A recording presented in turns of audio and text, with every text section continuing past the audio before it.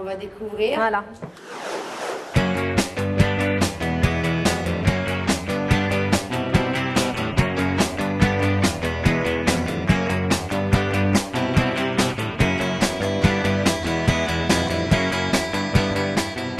Alors, le prix Niepce, donc prix de photographie extrêmement prestigieux, qui s'attache tant à la photographie artistique que la photographie documentaire. Donc cette année, Bertrand Meunier a été l'heureux lauréat.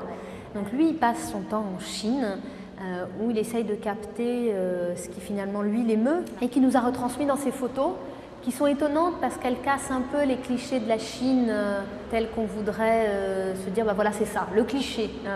Ce statut de photographe d'art, de photographe de documentaire, elle est où cette la frontière, la frontière. C'est plutôt à celui qui crée de décider. Est-ce qu'il est plus dans l'ordre de l'artiste, l'artistique, et est-ce qu'il il a voulu s'exprimer grâce à un médium, mettons la photographie, et exprimer des choses plus hautes qui ne s'expriment pas autrement, ou est-ce qu'il est dans le pur documentaire, c'est-à-dire qu'il a documenté une situation, et après c'est à l'artiste de dire s'il se considère comme un artiste ou comme quelqu'un qui rend état d'une situation.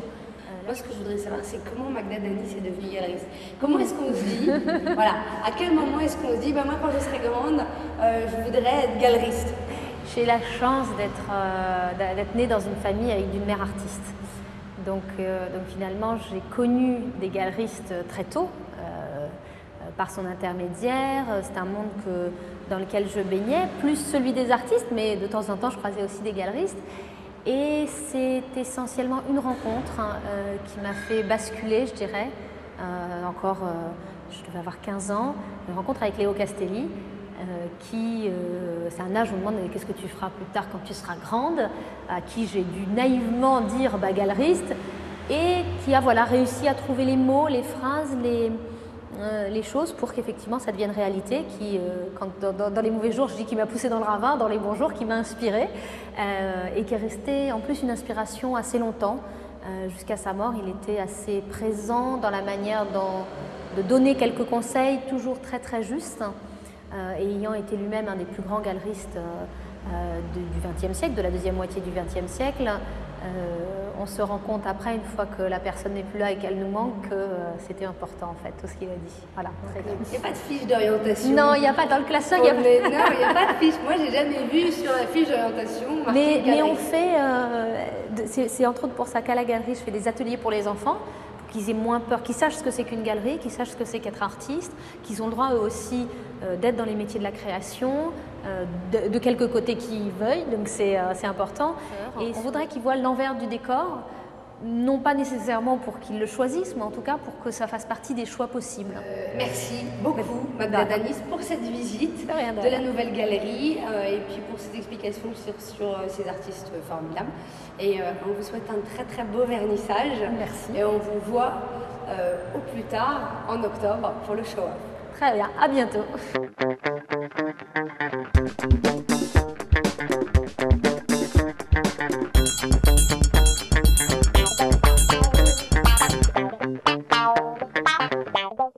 Donc là, si j'ai bien compris, parce que j'ai fait mes devoirs ce matin, ça c'est un jouet, lui là, c'est un jouet. C'est un jouet. Sauf que ça là, c'est une vraie pièce dans laquelle des gens comme vous et moi avons vécu. Les fonds sont souvent des endroits en enfant, j'allais traîner un petit peu dans des endroits comme ça. C'était en fait des endroits de jeu et c'était mon playground. 30 ans plus tard, je suis toujours dans ces endroits un peu glauques et ensuite retour à la maison à recréer des histoires, et combiner les deux en fait, les jeux d'enfants et Alors ici, ça se vautre dans la boue, il y a des hommes et des femmes nus, mais c'est tous des faux, c'est des jouets. C'est quoi? C'est des faux? Ah bah, à vous de choisir, à vous de décider si c'est du vrai ou si c'est du faux. L'idée, c'est que c'est effectivement, on pense qu'on est dans la réalité, quoi. C'est qui Wendy? C'est mon alter ego.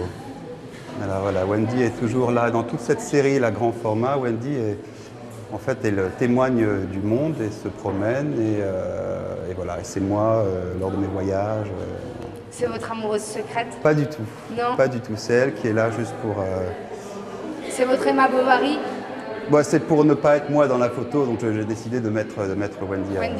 D'accord. Pratiquement, pour une idée, je pars du contexte et du fond. Et c'est ce qui m'inspire pour recréer quelque chose devant.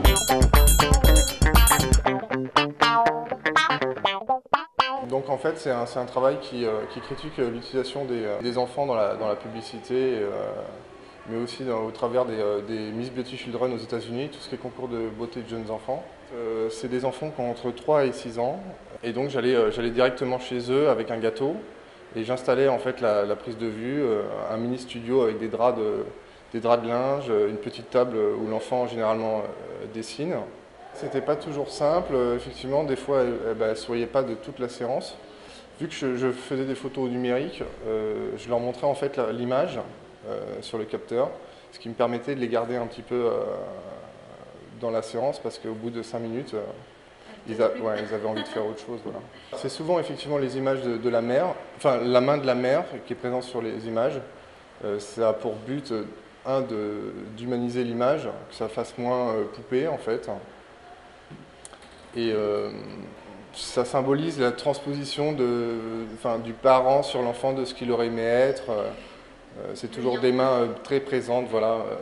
Sois belle ma fille, tiens-toi bien droite. Je m'imbrique dans ce type d'image pour faire passer un message en fait.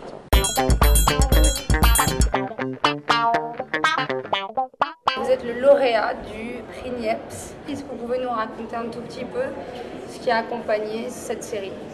Je me suis concentré depuis 9 ans sur la déstructuration des grandes zones industrielles chinoises, qui a été entamée par Deng Xiaoping quand il est arrivé au pouvoir, et qui a été un phénomène social et économique d'une extrême importance en Chine, qui a eu des conséquences énormes.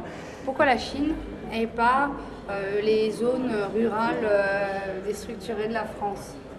Est-ce qu'il y a quelque chose dans votre parcours qui vous ramène à la Chine? Oui, j'ai découvert ce pays il y a un peu plus de 10 ans, et j'ai voulu entamer je dirais, une thématique sur ces zones industrielles, parce que on parlait déjà beaucoup de la Chine, on parlait de ces nouvelles zones économiques, la croissance à 2 chiffres de cette Chine. Enfin, moi, ce qui m'intéresse, en fin de compte, c'est sur des séries d'images comme celle-ci, hein, mais elle peut être plus importante, c'est de donner à penser, donner à réfléchir, et j'espère qu'il y a une sensibilité, que les gens vont se poser des questions.